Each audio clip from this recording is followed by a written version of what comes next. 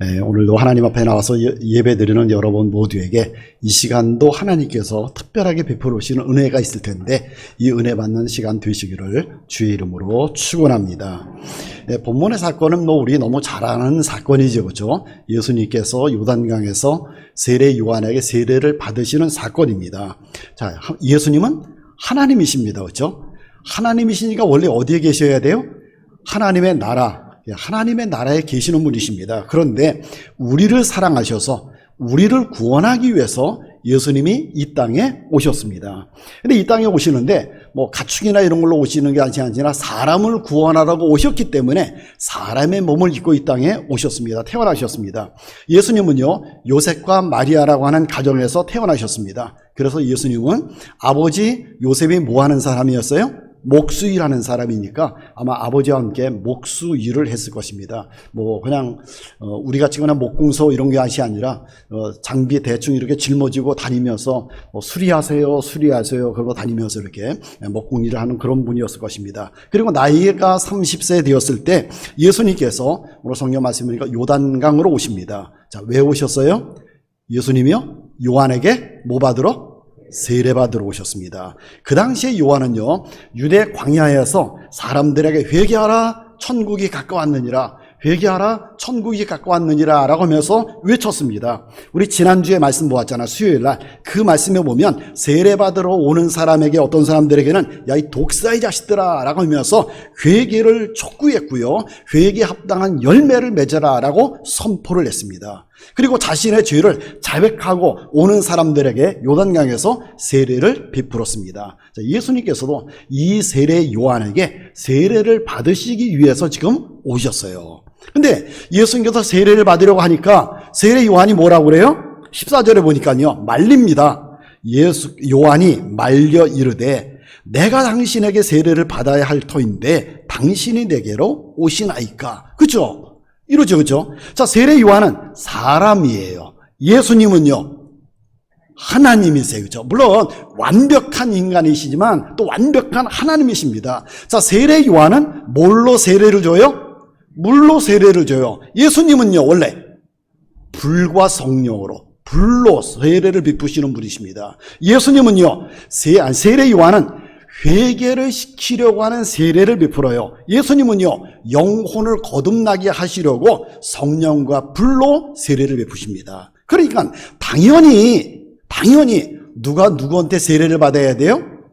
요한이 예수님에게 세례를 받아야 됩니다. 예수님은 하나님, 예수님은 불로 세례를 주시는 분, 예수님은 거듭나서 구원받는 세례를 베푸시는 분이에요.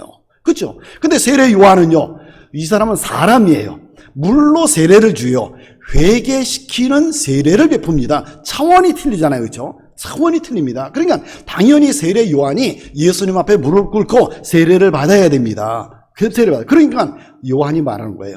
내가 세례를 받아야 되는데, 내가 당신한테 가야 되는데 어떻게 당신이 나한테 세례를 받습니까? 하면서 요한이 예수님께서 세례를 받으시려고 할 적에 말리게 되죠. 그때 예수님께서 뭐라고 말씀하시죠? 15절 말씀, 우리 같이 한번 읽어보겠습니다. 예수께서 대답하여 이르시되 이제 허락하라. 우리가 이와 같이 하여 모든 의의를 이루는 것이 합당하니라 하시니 이에 요한이 허락했다. 자, 예수님께서 세례 요한에게 세례를 받으시는 것이 어떤 것이라고요?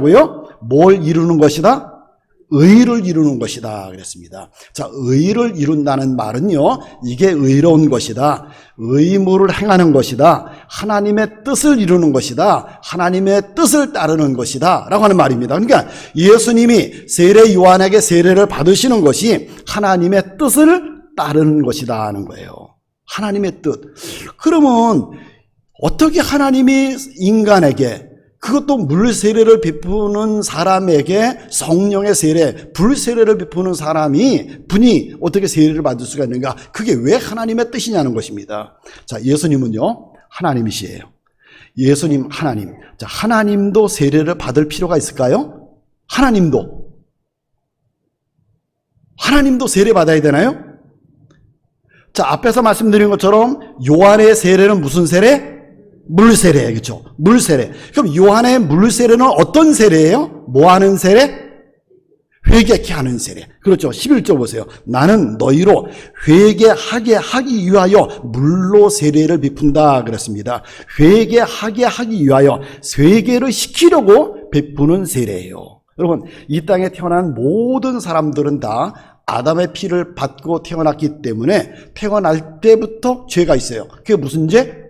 원죄를 가지고 우리는 태어납니다. 그래서 이 원죄를 가지고 태어나서 원죄를 가지고 살기 때문에 원죄 때문에 우리는 죄를 지면서 삶을 살아가요. 그래서 이 땅에 살아가는 사람들 중에 죄 없이 살아가는 사람은 아무도 없어요. 죄 없는 사람은 없습니다. 다 죄인이에요. 그러므로 사람은 누구나 다 죄를 없게 하는 세례, 무슨 세례? 물 세례를 받아야 돼요. 그렇죠? 사람은 누구나 다 세례를 받아야 돼요. 그러면 예수님도 이 세례를 회개하게 하는 세례를 받으실 필요가 있을까? 예수님은 누구시다? 하나님이시다. 예수님 죄가 있다 없다? 없으시다. 그러니까 회개시키는 세례를 받으실 필요가 없으신 분이죠. 그렇죠? 사람의 몸으로 태어났지만 예수님은 원죄를 가지고 태어나지 않으셨잖아요. 남자의 피를 받지 않으셨습니다. 무엇으로 태어나셨어요?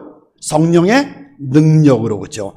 사람으로 태어날래니까 사람으로 태어난 사람이 소나 개원 때 태어날 수는 없잖아요. 소에서 태어나면 송아지고 개에서 태어나면 강아지잖아요. 그렇죠? 그래서 사람에서 사람으로 태어나니까 누구한테 태어나야 돼? 사람에게서.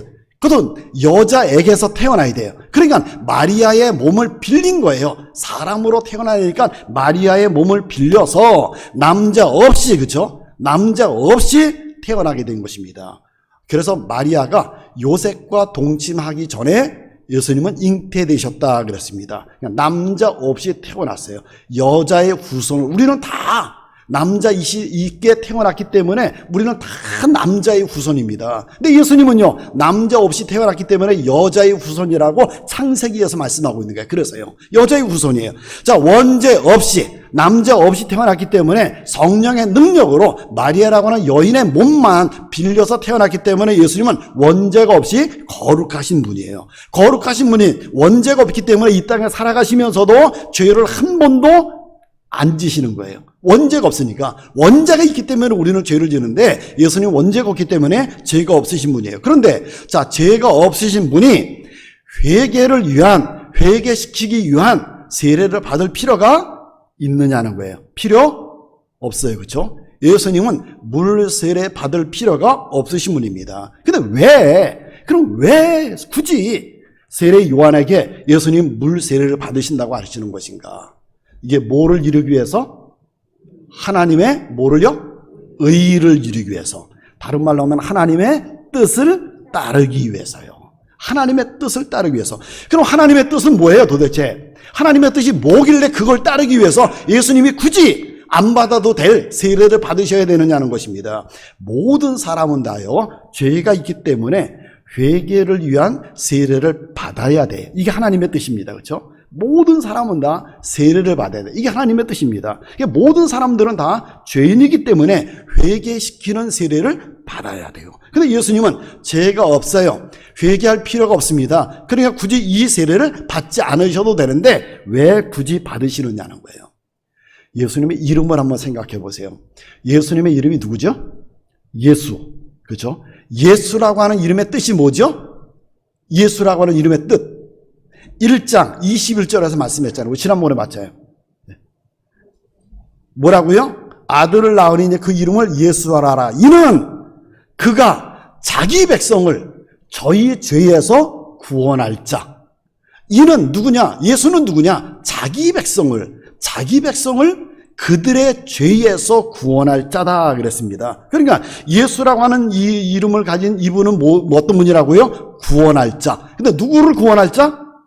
자기 백성. 아무나 막 구원하는 게 아니에요. 아무나 막 갖다가 예수님 구원하는 게 아니고 예수님께서요, 아무나 위해서 죽은 게 아니십니다. 예수님 십자가에 못 박혀 죽으실 적에 누구든지 이걸 위해서 죽으신 게 아니라 자기 백성을 위해서 죽으셨어요. 자기 백성을 구원하기 위해서 이 땅에 오셨습니다. 자기 백성. 그럼 자기 백성은 누구예요? 자기 백성. 하나님께서 선택한 사람.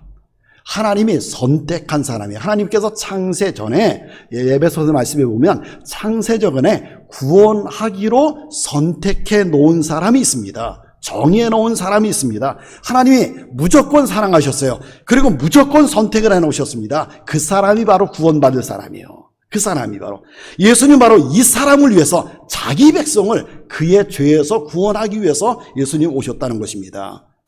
그러면 어떻게 우리를 죄에서 구원하시는가? 예수님이 자기 백성을 어떻게 죄에서 구원하시는가? 하나님께서요, 우리의 모든 죄를 그 예수님에게 전가라리 이렇게 전가시키셨습니다. 자, 우리는 죄인, 전 이제 이거 많이 하는데, 우리는 죄가 있어요. 그렇죠? 태어날 때부터 원죄도 가지고 태어나고, 원죄가 있기 때문에 이 땅에 살아가면서 이 원죄 때문에 수많은 죄를 우리는 지으면서 우리는 삶을 살아가고 있습니다. 그렇죠? 굉장히 많은 죄들이 우리에게 있습니다. 자, 이 모든 죄를 다 예수님에게 전가시켰어요. 전가시켰다는 말은 뭐예요? 떠넘기셨다는 거예요. 떠넘기셨어요. 우리의 모든 죄를 하나님께서 예수님에게 다 떠넘기셨습니다. 우리가 이 땅에 태어날 때 가지고 있는 원죄, 그 다음에 우리가 이 땅에 살아가면서 지은 죄, 지금까지 지은 죄, 예수님 믿기까지 지은 죄, 예수님 믿고 난 후에도 지은 죄, 그러니까 앞으로 지을 죄까지 모든 죄를 다 예수님에게다 떠넘기셨습니다. 우리의 죄를요, 다. 그래서 우리는 뭐가 있다? 죄가 있다, 없다? 없대겠어요. 그래서 예수님이 우리의 죄를 짊어지셨으니까 죄의 삭은, 죄의 값은 뭐다? 사망, 죽는 거예요. 내가 죽어요? 예수님이 죽어야 돼? 내가 죽죠. 나는 안 죽어요. 그렇죠? 나는 왜 죄가 없으니까, 다 일로 떠넘겼으니까 하나님이 누가 죽어야 돼요? 예수님이 죽으셔야 돼요.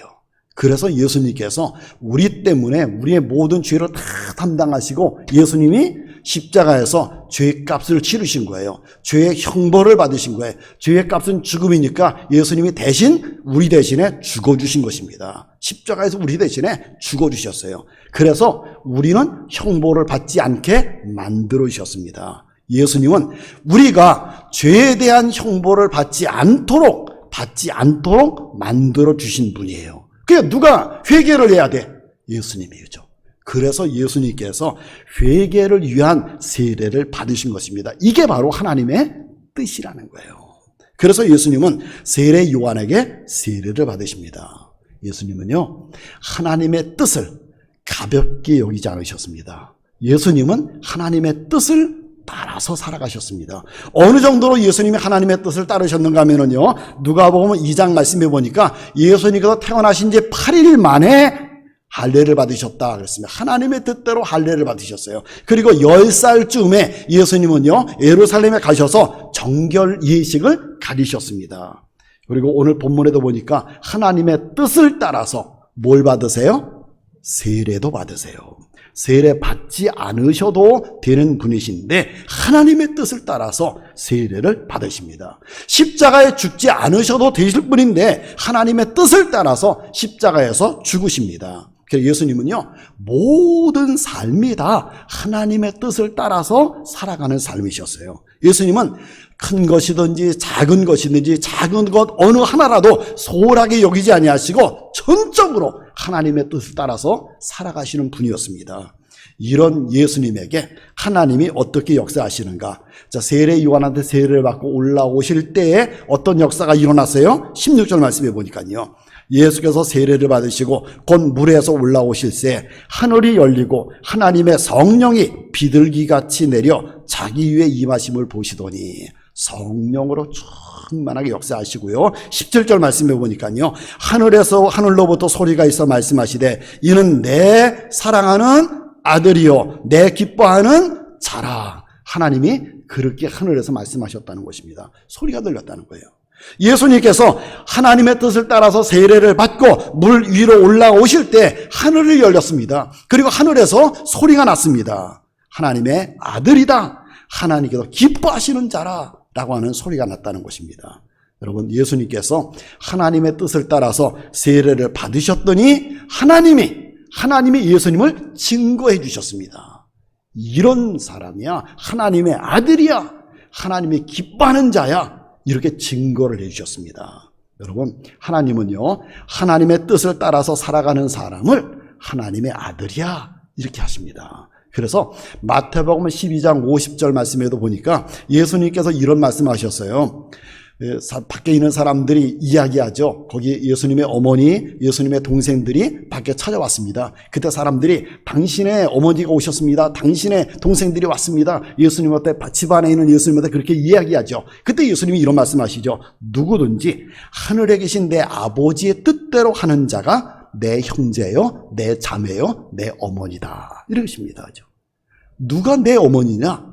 누가 내 형제냐? 하나님의 뜻대로 하는 자가 내 형제고 내 어머니다. 그렇게 말씀하십니다. 그렇다면 우리는 어떠냐는 것입니다. 나도 예수님처럼 하나님의 뜻을 정말 소중하게 여기면서 삶을 살아가는가? 내가 정말 하나님의 뜻을 따라서 내가 삶을 살아가고 있느냐는 것입니다. 오늘 본문 뒤에 마태복음 5장부터 시작을 해서 7장까지 우리가 잘 알고 있는 산상수훈이죠. 그렇죠? 산상수훈을 쭉 말씀하시고 난 다음에 7장 20절 21절에 가면 이런 말씀이 있어요. 한번 보세요. 마태복음 7장 20절 21절이요. 20절 말씀 21절 말씀 우리 같이 읽겠습니다. 시작. 그러므로 그들의 열매로 그들을 알리라. 나더러 주여 주여 하는 자마다 다 천국에 들어갈 것이 아니요 다만 하늘에 계신 내 아버지의 뜻대로 행하는 자가 들어간다 그랬습니다. 또 24절 보세요. 시작. 그러므로 누구든지 나의 이 말을 듣고 행하는 자는 그 집을 반석 위에 지은 지혜로운 사람 같다 그랬습니다. 그래, 하나님의 뜻대로 살아가는 것이 이렇게 중요한 거예요. 하나님의 뜻대로 살아가야 하나님의 자녀예요. 하나님의 뜻대로 살아가야 천국에 들어갈 수 있다는 것입니다. 자, 그러면 우리는요, 하나님의 자녀예요, 아니에요? 여러분 하나님의 자녀세요, 아니세요? 하나님의 자녀라고 믿으십니까? 그 확신이 있으세요? 자, 그럼 우리는 어떻게 살아가야 돼요? 하나님의 자녀니까 어떻게 살아가야 돼요? 당연히 어떻게 살아가야 돼요? 하나님의 뜻대로. 그렇죠? 당연히 우리는 하나님의 자녀이니까 하나님의 뜻대로 살아가야 됩니다. 여러분 생각해 보세요. 자식이 부모의 뜻대로 살지 않는다, 자기 마음대로 막 살아간다, 여러분 어떻게 되겠습니까? 어떻게 되겠어요? 하나님의 자녀는 하나님의 자녀답게 하나님의 뜻대로 살아가야 돼요. 그게 하나님이 원하시는 거예요. 우리 아버지가 원하는 게 아버지의 뜻대로 살기를 아버지는 원하고 계십니다. 그런데 우리가 하나님의 뜻대로 살아가야 되는데 우리 주변에는요, 하나님의 자녀인 내가 하나님의 뜻대로 살지 못하도록 만드는 것들이 내 주변에 많이 있어요. 이게 하나님의 뜻대로 사는 것을 막 방해하는 것들이 많이 있습니다. 예를 들어서 욕심. 내 안에 있는 욕심이 하나님의 뜻대로 나를 살지 못하게 자꾸 만들어요. 세상 것에 대한 욕심을 자꾸 갖도록 세상 것으로 자꾸 우리를 이끌어가고 있습니다. 하나님의 뜻과는 전혀 반대가 되는 것으로 이 욕심이 나를 자꾸 이끌어가요. 그래서 하나님의 뜻대로 살지 못하도록 자꾸 만듭니다. 그러면 내 안에 있는 욕심을 죽여야 돼요.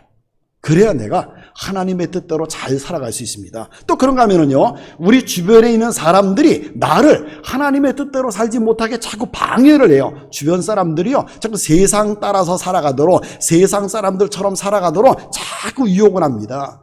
너 그렇게 살면 바보 돼. 너 그렇게 살다간 망해. 너 그래가지고 성공할 수 있겠어? 너 그래가지고 잘 될 수 있어? 너 그래가지고 돈 벌 수 있겠어? 하나님의 뜻대로 살면 너 손해봐. 너 그렇게 예수님에 미치면 너 그 못 살아. 이 세상에서는. 그럽니다. 자꾸 우리를 어떻게 해요? 유혹을 합니다. 그러므로 하나님의 뜻을 따라서 살아가려고 하면 세상 유혹을 어떻게 해요? 이겨나가야 돼요. 잘 뿌리쳐야 합니다. 그리고 하나님의 뜻에 대해서요, 가볍게 여기는 우리의 마음도 있어요. 우리의 마음속에 하나님의 뜻을 아주 가볍게 여기려고 하는 마음이 있습니다. 하나님의 뜻은요, 하나님의 말씀, 그죠? 하나님의 말씀, 이 성경도 하나님의 뜻이지만 교회에 세워진 교회법이나 교회 어떤 질서나 교회 어떤 제도도 다 하나님의 뜻입니다. 하나님께서 하나님의 뜻을 이루기 위해서 교회를 통해서 교회법을 만들어 주셨어요. 교회를 통해서 어떤 제도를 만들어 주셨습니다. 질서를 만들어 주셨어요. 이것 따라서 살아가는 것이 하나님의 뜻입니다. 예를 들어서 우리 교회에 나름대로 어떤 전통이 있습니다. 이걸 따라서 하는 것이 하나님의 뜻이에요. 그걸 무시해버리면 안 되는 것입니다. 근데 우리는요, 이걸 가볍게 여겨요, 자꾸. 가볍게 여기는 경향이 있습니다. 아이, 뭐, 이까지 정도야, 뭐, 이것 정도야, 뭐, 이거 좀 안 지키면 어때? 그런 생각이 있습니다. 안 되죠, 그렇죠? 안 됩니다. 잘 지켜야 돼요. 질서, 규칙, 전통, 이거 잘 지키면서 살아가. 왜? 그것이 하나님의 뜻이니까요.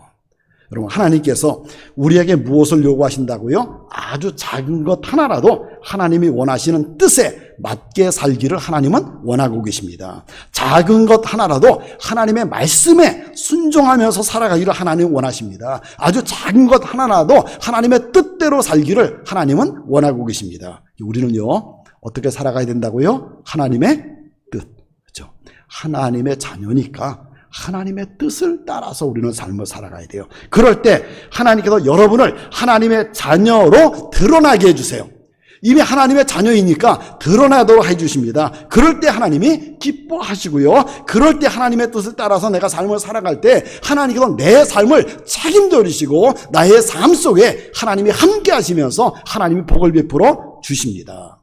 근데 하나님의 뜻대로 살지 않으면은요, 하나님의 뜻대로 살지 않고 내 마음대로 삶을 살아가게 되면요, 그렇게 되면은요, 하나님께서 내 삶을 책임져 주지 않습니다. 그냥 내버려 두세요. 그냥 내버려 두십니다. 그렇게 되면 삶이 얼마나 곤란해지겠어요. 그러므로 한번 생각해 보시고, 내가 지금 하나님 말씀대로 살아가고 있는가? 내가 교회에서 세운 규칙과 이런 것들을 따라서, 제도를 따라서 내가 삶을 살아가고 있는가? 한번 판단해 보시고, 만약에 내가 그렇게 살지 못한다고 하면 이거 빨리 어떻게 해야 돼요? 중단해야 돼요. 그리고 빨리 방향을 돌리셔야 됩니다. 만약에 그렇지 않으면 지금은 내가 편한다. 아니, 뭐 이렇게 사는 것이 편하네. 이렇게 하는 것이 좋까? 이렇게 생각할지 모르겠지만 나중에 가면은요, 이것 때문에, 내가 이렇게 산 것 때문에 굉장한 후회를 하게 됩니다. 굉장한 후회를 해요. 그럼 우리가 어떻게 해야 하나님의 뜻을 따라서, 어떻게 해야 하나님의 말씀을 따라서, 어떻게 해야 내가 하나님이 원하시는 대로 살아갈 수 있을까? 어떻게 해야 내가 그러면 하나님의 뜻을 따라서 살아갈 수 있을까? 정말 중요한 거는요, 사랑이에요. 사랑. 하나님을 사랑해야 돼. 예수님께서는 하나님을 정말 너무너무 사랑하셨습니다. 그래서 하나님의 어떤 뜻도 따라서 살아가요. 우리도 그러잖아요. 하나님을 사랑하면 따라서 살아갈 수 있습니다. 하나님의 뜻을 따라서 살아갈 수 있습니다. 사랑하면 어떤 것도 하나님의 뜻대로 살아갈 수 있습니다. 그게 아무리 힘들어도, 그게 아무리 어려워도, 그렇게 하면 내가 손해를 봐도 하나님의 뜻을 따라서 살아가게 됩니다. 뭐 하면? 사랑하면요. 세상에서도 그렇잖아요. 한번 생각해 보세요. 사람의 관계 속에도 그렇습니다. 내가 이분을 사랑한다, 내가 이분을 존경한다, 저분을 내가 참 이렇게 귀한 분으로 여기고 있다. 그러면 그분이 말하면은요, 그거 어떻게 해요? 따라서 해요. 그죠? 그분이 말하면 따라서 하고 그대로 하려고 하고 그럽니다. 근데 저분하고 나하고 관계가 별로 안 좋아. 저 사람 내가 존경하지도 않아, 사랑하지도 않아, 귀하게 여기지도 않아. 그럼 그분이 말했을 적에요, 그분 말 들을까요? 그분들 따를까요? 안 따르게 됩니다. 사랑이야, 사랑. 하나님을 사랑해야 내가 하나님의 뜻을 따라서 삶을 살아가게 됩니다. 근데 하나님은요, 우리를 너무너무 사랑해 주세요. 얼마나 사랑하셨으면 자기의 독생자까지도 우리에게 주셨을까요? 하나님 우리를 너무너무 사랑하십니다. 여호와는 나의 목자시니 정말 나를 사랑하시는 목자세요. 그러면 양인 나는요, 나도 어떻게 하면 돼요? 하나님을 목자를 사랑해야 돼요. 목자가 앞에서 갈 때 양인 나는 그 목자를 사랑하는 마음 가지고 목자의 음성을 듣고 목자가 인도하는 대로 따라가야 됩니다.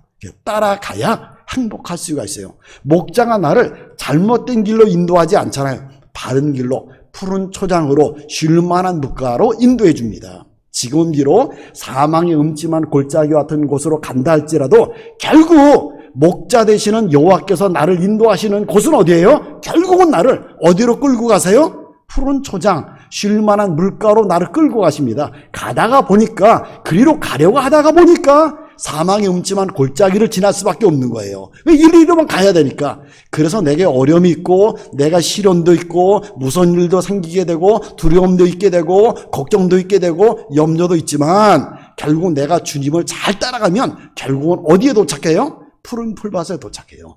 결국은 잔잔한 물에 도착하게 됩니다. 그러므로 목자이신 하나님을 열심히 사랑하면서 그 하나님의 뜻을 따라서 살아가시기 바랍니다. 그러면 그게 성공하는 길이에요. 그게 바로 행복한 길입니다. 왜? 주님은 나를 행복하기를 원하시고 주님은 내가 성공하기를 원하시면서 그리로 이끌고 가시기 때문에 그렇습니다. 그래서 여러분을 그 길로 인도하시는 거예요. 그러므로 하나님의 뜻을 따라서 열심히 살아가시기 바랍니다. 제가 계속 지난 주일날, 그전 주일날, 그전 주일날 3주에 걸쳐서 하나님의 뜻을 따르는 사람들의 모습에 대해서 주일날 말씀을 나누었습니다. 한 사람 누구예요? 지난 주, 그전 주, 그전 주요. 한편 뭐 마른 사람? 손 마른 사람. 그렇죠? 한편 손 마른 사람 얘기했잖아요. 자, 한편에 손이 말아서 이 손이 오그라들었습니다. 이거 오그랐어요. 이 사람을 가운데다가 세운다. 그리고 너 손을 펴라. 어떻게 손을 펴요? 어떻게 손을 내밀어요? 이거 개망신 주는 거잖아요. 그렇죠? 이 손이 안 움직이는 손을 피라고 그러면 어떻게 됐어요? 망신 주는 거지. 근데 이 사람은 어떻게 해요? 예수님의 뜻을 따라서 손을 내밀려고 노력을 합니다. 그때 기적의 역사가 일어나잖아요. 내미는 역사, 회복되는 역사가 일어나게 됩니다. 여리고성을 주변을 돌라. 여러분 돈다고 무너진다고요? 절대로 안 무너질 성이죠. 여리고성 돌아서는 절대로 안 무너질 성입니다. 그런데 그걸 돌라는 거예요. 근데 이스라엘 백성은 어떻게 해요? 돌면 오히려 위험할 수 있는데, 돌면 오히려 다 죽을 수도 있는데, 하나님이 말씀하시니까, 그죠? 하나님이 말씀하시니까 하나님의 뜻을 따라서 돕니다. 돌았더니 결국 어떤 역사가 일어나요? 여리고성이 무너지는 역사가 일어나게 됩니다. 지난주에는 미디안과 450대 1 전쟁, 싸움이 안 되는 거잖아요. 전쟁이 안 되잖아요. 거기다가 뭐하라? 적진에 가서 나팔을 불라, 항아리를 깨라, 횃불을 들라. 이건 죽으라는 얘기지. 적군한테 발견이 돼가지고 죽으라는 얘기지. 그게 무슨 전쟁이겠어요, 이게. 이게 말이 안 되는 거잖아요. 다 죽이는 거죠, 이거는. 그런데 어떻게 해요? 하나님의 뜻을 따라서 가서 나팔을 불고 적군을 다 깨우고 그 다음에 항아리를 깨고 그 다음에 횃불을 들어서 나 여기 있어. 그들이 결국은 어떻게 하세요? 하나님이요? 적군끼리 싸워서 자기네끼리 미디안 사람들끼리 싸워서 얼마가 죽어요? 12만 명이 죽습니다. 13만 5천 명 중에서 15,000명 남고 다 죽잖아요. 자기들끼리 싸워서요. 그래서 이스라엘 백성들은요, 한 사람도 다치지도 않았잖아요. 왜? 자기들끼리 싸우다가 죽였으니까. 이러잖아요. 하나님의 뜻을 따라서 살아가는 사람, 하나님이 승리하게 하시고 하나님의 뜻을 따라서 살아가는 사람 책임져 주십니다. 내 생각에는 하나님 뜻 따라 살아가면 바보예요. 그거는요. 손 내밀라? 어떻게 내밀어요? 여리고성 돌라? 어떻게 돌아요?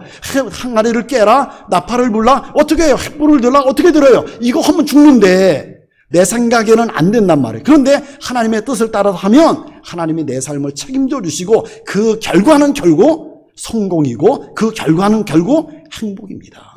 하나님이 우리를 그곳으로 이끌어 주시기 위해서 하나님의 뜻을 가르쳐 주시는 거예요. 이렇게 하라는 것입니다.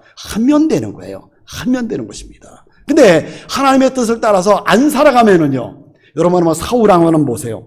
이스라엘과 아말렉과의 전쟁이 벌어졌습니다. 전쟁을 했어요. 그때 하나님께서 아말렉을 이기게 할 거야. 내가 너희들 이기게 해줄게. 사울왕, 내가 이기게, 너 걱정하지 마. 대신 아말렉을 쳐서 이기게 되면 남녀노소 젊먹는 아이까지 아말렉 사람들을 다 죽여.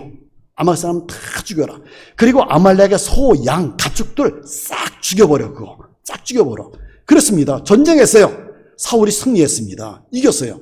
그러면 하나님의 말씀대로 어떻게 돼요? 하나님의 뜻을 따라서 사람도 죽이고 가축도 죽이고 다 죽여야 되는데 사울의 의도는 좋아요. 소 중에 아주 실한 소, 양 중에 아주 건강하고 아주 좋은 것, 소하고 양을 얼만큼 남겨놨습니다. 뭐 하려고? 하나님께 제사 드리려고. 의도는 좋아요. 하나님께 제사 드리기 위해서 좋은 것 남겨두었습니다. 의도는 좋지만 그게 하나님의 뜻인가요? 아니잖아요. 하나님의 뜻은 다 죽이라고 그랬잖아요. 그럼 다 죽여야 되죠. 내가 제사 드리고 싶으면 다른 것 가지고 해야지 아말렉 것 가지고 하면 안 되잖아요. 근데 사울은 의도는 좋아. 하나님 앞에 제사를 드리겠다는 의도는 좋지만 하나님의 뜻을 버렸습니다. 사울이 하나님의 뜻을 버렸어요. 사울이 하나님의 말씀을 버렸습니다. 어떻게 됐어요? 사무엘 선지자가 와서 사울 왕한테 이런 말을 합니다. 우리 잘 알고 있는 말씀이요. 하나님의 뜻에 순종하는 것이, 순종이 제사보다 낫고, 제사 안 드려도 괜찮아, 순종이 낫고, 하나님의 말씀을 듣는 것이 수양의 기름보다 낫다, 이렇게 말해요. 그러면서 왕이 여호와의 말씀을 버렸으므로도 여호와께서도 왕을 버려서 이제 왕이 되지 못하게 하겠다, 그렇습니다. 하나님 말씀 버렸기 때문에 하나님은 당신 버렸습니다. 여러분, 그럽니다. 여러분, 하나님의 뜻대로 살아가는 것이 얼마나 중요한가, 하나님의 뜻을 따르는 것이 얼마나 중요한가, 다시 한번 마음에다가 꼭 새겨놓으시기 바랍니다. 하나님의 뜻을 따르면 하나님이 복 주세요. 하나님의 뜻을 따르면 하나님이 책임져 주세요. 하나님의 뜻을 따르면 하나님이 문제 해결해 주세요. 하나님의 기적을 베풀어 주십니다. 그런데 하나님의 뜻을 버리면 하나님은 그 사람도 버리십니다. 여러분의 성공의 길은 하나님의 뜻을 따르는 거예요. 여러분들의 행복의 길은 하나님의 뜻을 따르는 것입니다. 그러므로 하나님 사랑해야 따를 수 있다 그랬으니까 하나님 많이 사랑하시고, 하나님을 사랑하시고 하나님의 뜻을 따라서 살아가시기 바랍니다. 그래서 하나님의 뜻을 따라서 살아가서 인생의 성공자, 하나님이 그걸 주시려고 우리를 그리로 가라는 거잖아요. 인생의 성공자, 행복한 여러분들이 모두가 다 되시기를 주님의 이름으로 축원합니다.